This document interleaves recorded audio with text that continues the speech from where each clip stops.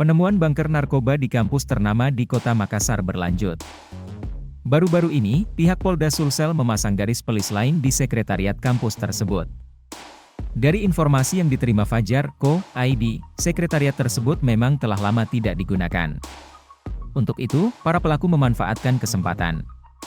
Hal senada dikatakan Kabid Humas Polda Sulsel Kombes Pol Komang Suartana. Dia menyebut pihaknya telah mengamankan 5 orang. Sebelumnya diberitakan, Direktur Reserse Narkoba Polda Sulsel Kombes Pol Dodi Rahmawan menyebut, pihaknya menemukan bunker narkoba di salah satu kampus ternama di Makassar. Hal itu dikatakan Dodi saat ditemui di Mapolda Sulsel pada Kamis, 8 Juni 2023. Hanya saja, dia masih enggan menyebutkan nama kampus tersebut.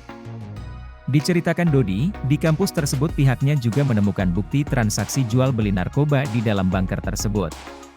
Dari bukti transaksi itu, narkoba tersebut diduga dijual kepada para mahasiswa. Setelah saya melihat di lokasi, ternyata yang dimaksud bunker itu adalah tidak benar. Jadi yang benar itu adalah brankas kecil, brankas yang berada di bawah lantai. Iya, jadi itu anunya. Jadi sebenarnya juga kami keberatan kalau dikatakan bunker ya.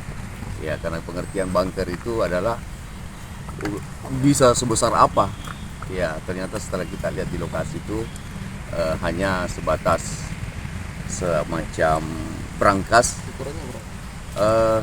Saya kurang tahu ukurannya itu, tapi kalau saya lihat besarnya tegel lantai itu kurang lebih 40 kali 40.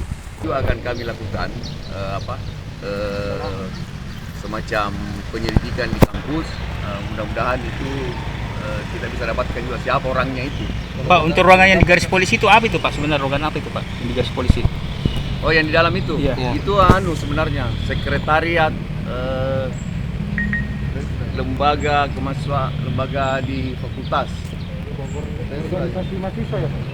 Lembaga kemahasiswaan. Bukan. Ya, bukan ya. Iya, sekretariat.